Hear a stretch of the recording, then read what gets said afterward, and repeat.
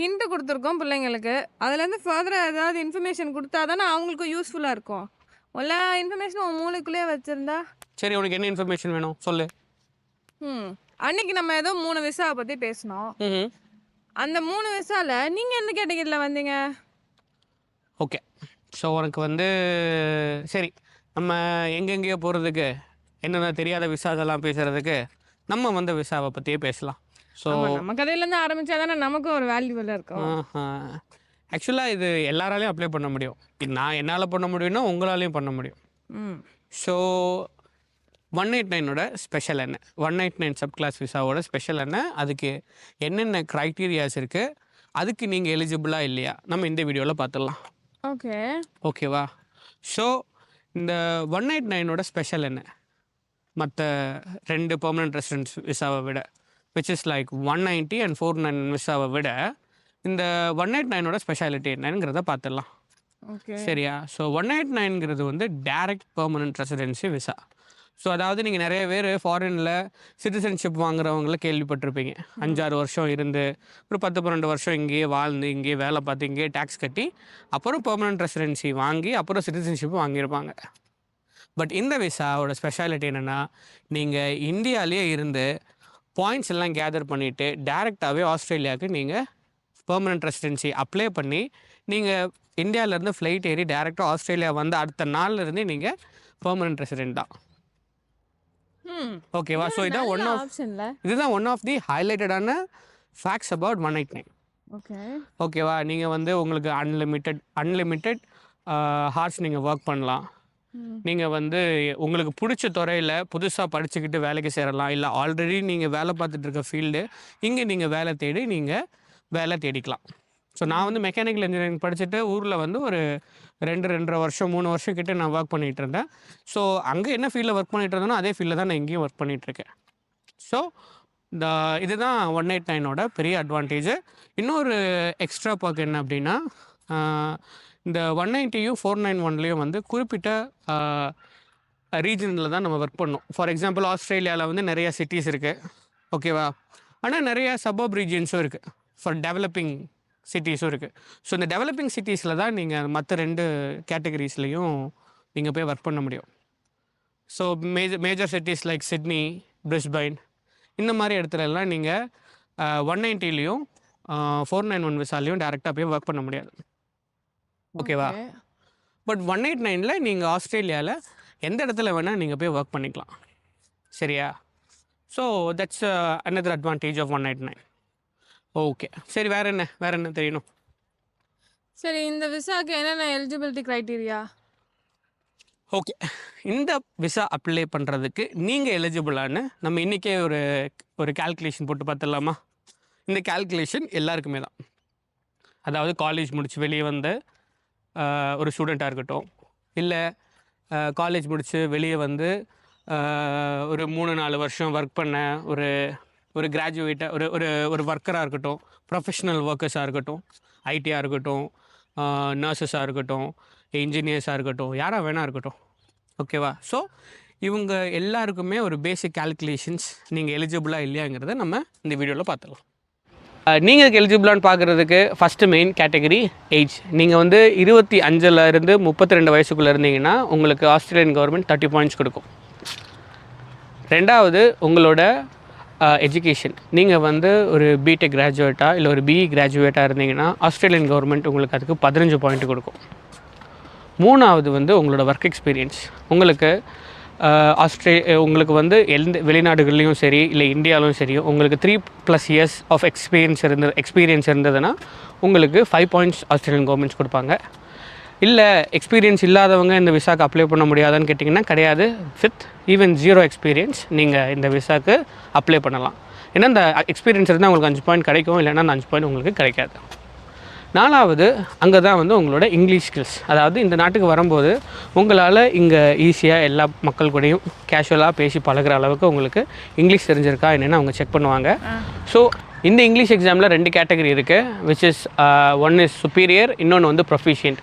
சுப்பீரியர்னால் எல்லா மாடியூல்லையுமே 75+ எடுக்கணும் நீங்கள் எடுத்த மாதிரி. ஆமாம். ப்ரொஃபிஷியன்ட் அப்படின்னா எல்லாத்துலேயுமே 65+ எடுத்தால் போதும். ஓகேவா? ஸோ சுப்பீரியர்னால் உங்களுக்கு 20 பாயிண்ட்ஸ் கிடைக்கும், ப்ரொஃபிஷியன்ட்னா உங்களுக்கு 10 பாயிண்ட் கிடைக்கும்.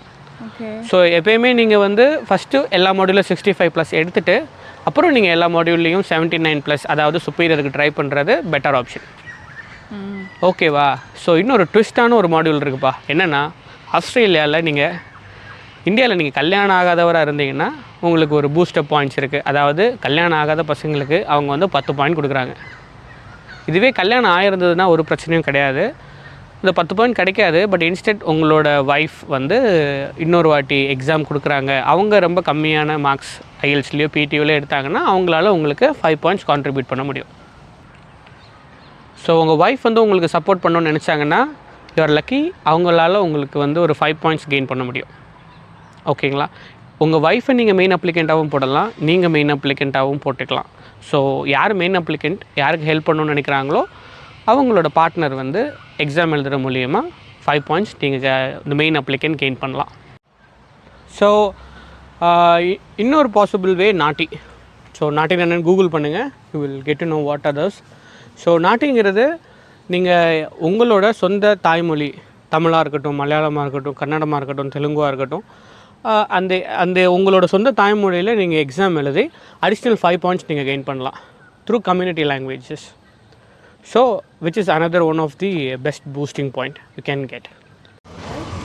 ஹாய் புருஷா, அதுக்கு அட்வர்டைஸ்மெண்ட் கொடுத்தது போதும், நம்ம வீடியோ கண்டினியூ பண்ணுவோம்.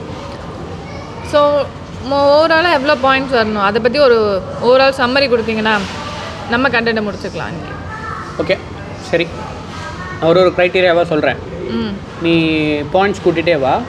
ஸோ ஓவராலாக ஒரு தவிர எவ்வளோ பாயிண்ட்ஸ் டோட்டலாக எடுக்க முடியும் மேக்ஸிமம்ங்கிறத நம்ம பார்த்துடலாம். சரி, ஓகேவா? சரி, ஓகே. இப்போ வந்து ஒரு நபர் 25லேருந்து 32 வயசு வரை இருக்காருன்னா அவருக்கு 30 பாயிண்ட் கிடைக்கும்.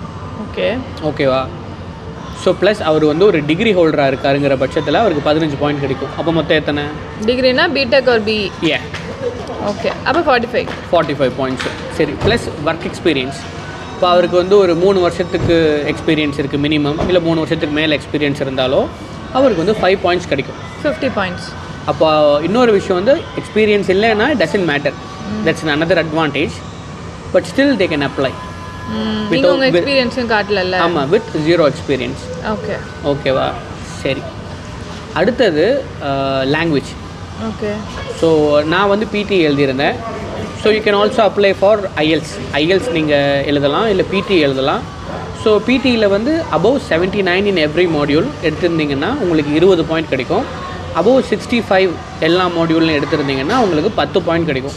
ஸோ நம்ம 20 பாயிண்ட்டே எடுத்துக்கலாம். ஸோ நம்ம மேக்ஸிமம் பாயிண்ட் கால்குலேட் பண்ணுறதுனால 20 பாயிண்ட்ஸ் எடுத்துக்கலாம். ஸோ இப்போ எத்தனை? 70 பாயிண்ட்ஸ் ஆகிடுச்சு. ப்ளஸ்ஸு நீங்கள் வந்து இப்போ நாட்டை எழுதுறீங்கன்னு வைங்க, நாட்டிங்கிறது வந்து உங்களோட ஓன் லாங்குவேஜில் நீங்கள் எழுதக்கூடிய டெஸ்ட்டு.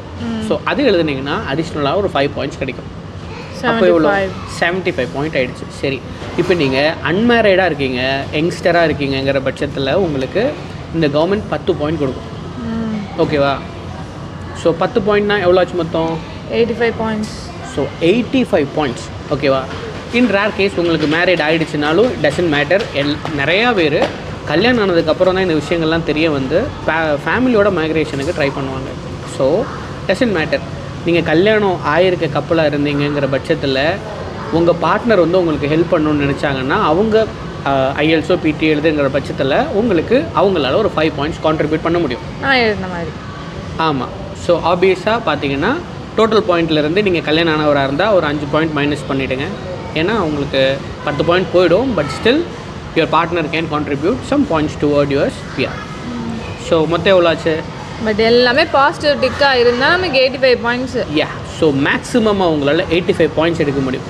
இதுக்கு மேலே உங்களுக்கு பாயிண்ட்ஸ் எடுக்கிறதுக்கு கொஞ்சம் கேட்டகரிஸ்லாம் இருக்குது. பட் அதெல்லாம் ரொம்ப ரொம்ப எப்படி சொல்கிறது, நீங்கள் ஆஸ்திரேலியாவில் டிகிரி முடிச்சிருந்தா, இல்லை இந்தியாவில் நீங்கள் பிஹெச்டி முடிச்சிருந்தா, இப்படிலாம் சில சர்டன் பாயிண்ட்ஸில் உங்களுக்கு கிடைக்கும். பட் இதில் எல்லாருமே பண்ணியிருக்க மாட்டாங்க. ஸோ அதனால் நம்ம அதிலெல்லாம் போக வேணாம்.